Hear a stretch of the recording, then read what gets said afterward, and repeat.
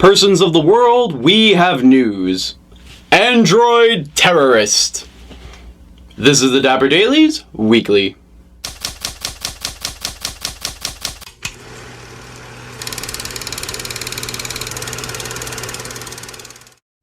In a world similar to ours, mankind has begun to perfect lifelike cybernetics. The government-run project of Shadowchaser was meant to design an android of incredible human likeness, with fantastic levels of strength and stamina, but absolutely no human morals. Simply turn him on and tell him who to kill. Naturally, while they were building their killbot, they were sure to include a number of safeguards to make sure he didn't go rogue and kill everybody. In this semi-futuristic world, America has developed not only their very own killbot, but a revolutionary new prison system. If you've ever seen Demolition Man, the concept is basically the same. You take a criminal, and you stick him in the freezer. Except, this one is horrifying! Right. But a lifetime spent in one of these babies? Your body frozen, your mind still active, forever wandering, never able to rest? Hell, if I wasn't so mellow, it would scare the shit out of me, man. Okay, so, the prisoners' minds are intentionally still active, and their bodies continue to function. So it's less like they're frozen, and more like they're paralyzed. Possibly forever. That is the stuff of nightmares! I mean, holy sh**. Now, if I were to be woken up from this cryo prison, I don't think my reaction would be, Anybody got a beer? no, I think it would be, ah! The police have a fairly straightforward, if needlessly complicated plan. They free a prisoner from the frozen pits of Narnia, named Dixon. And Dixon is the architect of the hospital. They plan to use him as a booby trap detector. Simply send him in with a SWAT team, and if he sees something out of place, he'll point it out and they'll do all the work. Except why? Why do they need an architect? Shouldn't the plans be on file somewhere, and shouldn't a SWAT team know to look for booby traps? And for that matter, what if they've remodeled since they opened the building? Or what if he doesn't remember what every little detail is? I mean, maybe he just designed it and moved on to another project. Not that it matters much. Wait! Following that disaster, Dixon calls the police and reveals that they have royally f***ed up. He's not Dixon. His name is De Silva, a former football player for the Patriots. They thought out the wrong guy. He just didn't say anything, because of course he didn't. Would you volunteer to go back to that icebox of eternity? No. You would say, Dixon? Yeah, that's me. The police advise De Silva to just stay out of sight and not do anything, and he agrees. In the meantime, the lead scientist of Project Shadowchaser, a man known as Kinderman, has taken charge of the investigation.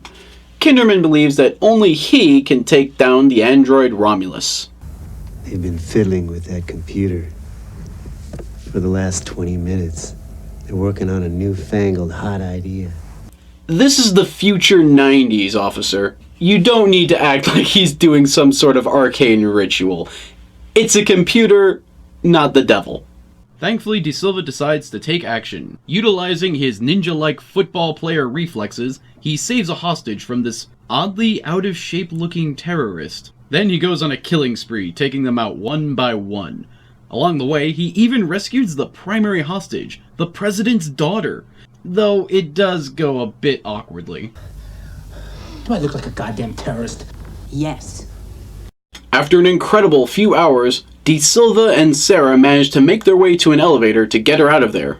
But she chooses to stay behind instead to help him rescue the other hostages. On their way out, however, Going somewhere? Kinderman has developed a sort of poison dart for Romulus that'll shut down his brain, and they can use it during the money exchange. There's just one problem. I'd like the president to bring it up himself. Are you absolutely crazy? That's not the deal, Romulus. That was never the... Okay, asking the president to deliver your money, that's pretty ballsy. Even ballsier, however, the president agrees, and they go to make the money swap. However, Kinderman is a traitor! Which I totally believe. I mean, he's basically been an asshole this entire time, and he designed Romulus, so that part makes sense.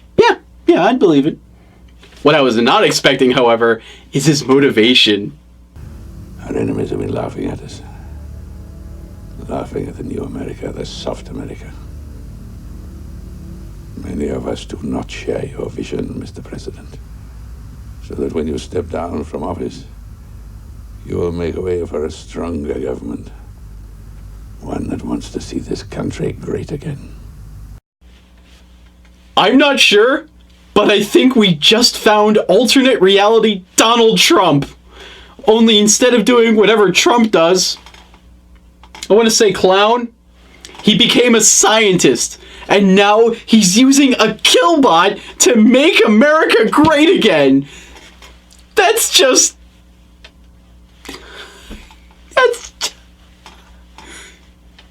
Bing, bing, bong, bong, bing, bing, bing. Following that magical moment so beautiful I want to cry, De Silva manages to get the attention of Romulus, and the two battle to the death, using an elaborate series of javelin throws and flammable fire extinguishers.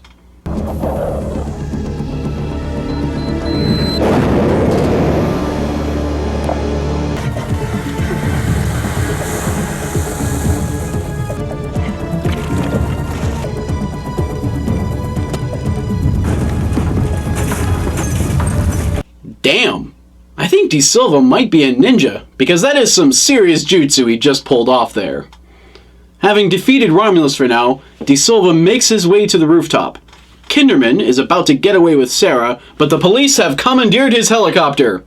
With his options gone, Kinderman tries to go for that sweet, sweet vengeance. He is a ninja! Go ninja, go ninja, go! Go ninja, go ninja, go! But wait, there's more! As De Silva and Sarah try to get away on the helicopter, the building starts sort of exploding, but not a whole lot. Then, Romulus makes his final appearance.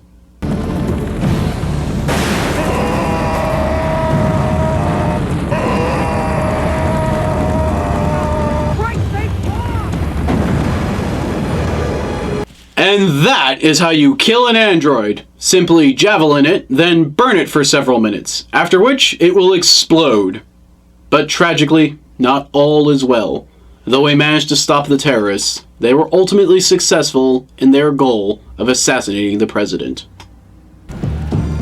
Oh, Sarah. Kinderman? He never had a monopoly on android research. You son of a bitch. Is this a Blade Runner prequel? Persons of the world, we thank you for joining us tonight. I'm sure that in the coming years, we will all be replaced with synthetic androids, and the machines will rule us all. But in the meantime, we hope you've enjoyed, we hope you're enlightened, and we hope you make it till next time.